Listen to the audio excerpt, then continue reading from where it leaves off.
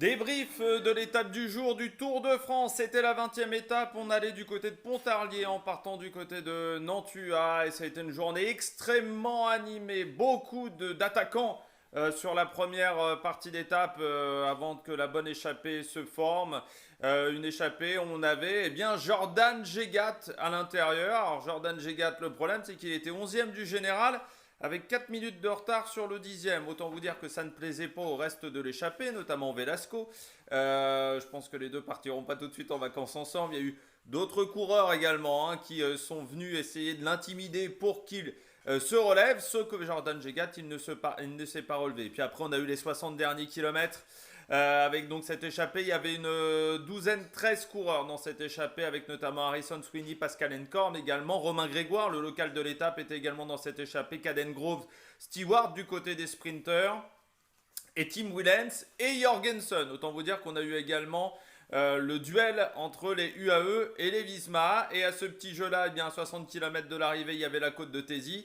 Dans la côte de Thésy, on a failli perdre Caden Groves sur chute.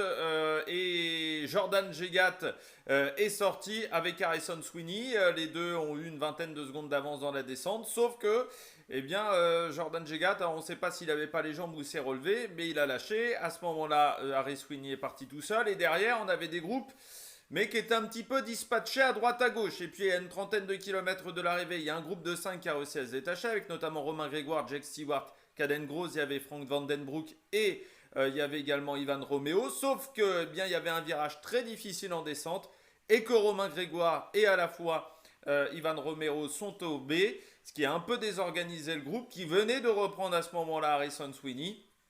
On s'est retrouvé avec un groupe de 3 à l'avant, Stewart, Groves et derrière nous avions également Frank Vandenbroek. Sauf que Stewart a décidé de demander un relais à Frank Vandenbroek. Sauf que face à deux sprinters, Frank Vandenbroek il n'allait pas prendre le relais.